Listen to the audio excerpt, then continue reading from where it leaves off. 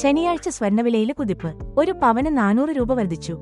22 കാരറ്റിന്റെ ഒരു പവന് സ്വർണത്തിന് 71,920 രൂപയാണ്. ഗ്രാമിന് 8,990 രൂപ.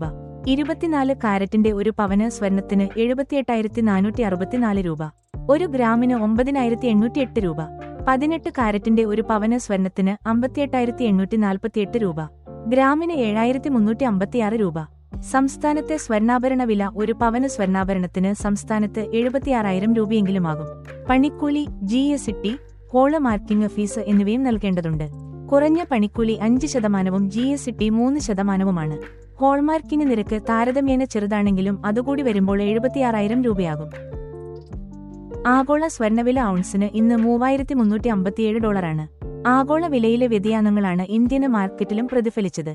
സ്വർണ്ണവില ഇനിയും ഉയരുമോ? നിലവിലെ സങ്കീർണ ആഗോള രാഷ്ട്രീയ സാമ്പത്തിക സാഹചര്യത്തില് സ്വർണ്ണനിരക്കിലെ ചാഞ്ചാട്ടങ്ങള് തുടരുമെന്നാണ് ധനകാര്യ വിദഗ്ധര് വിലയിരുത്തുന്നത്.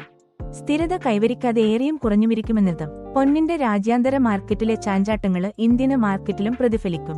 ഡോളറിന്റെ മൂല്യത്തിലെ മാറ്റങ്ങള് ആഗോള സ്വർണ്ണവിലയില് പ്രതിഫലനങ്ങളുണ്ടാക്കും. ഇത് ഇന്ത്യൻ വിപണിയിലും പ്രകടമാകും.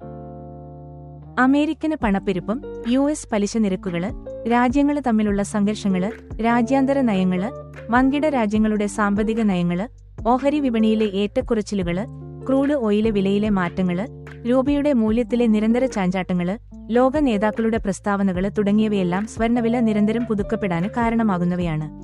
വിവാഹ സീസണില് പൊന്നിന് ഡിമാൻഡ് കൂടും. പല ഉത്സവവേളകളിലും പൊന്നിന്റെ വിൽപ്പന വർദ്ധിക്കാറുണ്ട്. ഈ സാഹചര്യത്തില് മഞ്ഞലോഹത്തിന്റെ നിരക്കിൽ ഉയർച്ചയുണ്ടാകും. സ്വർണത്തെ സുരക്ഷിത നിക്ഷേപമായി ആളുകൾ കാണുന്നു. വാങ്ങി വില ഉയരുമ്പോൾ വിൽക്കാനോ മറ്റ് ആവശ്യങ്ങൾക്കായി ഉപയോഗപ്പെടുത്താനോ അവരാഗ്രഹിക്കുന്നു. ഇതും പൊന്നിന്റെ ആവശ്യകതയും നിരക്കും വർദ്ധിപ്പിക്കും.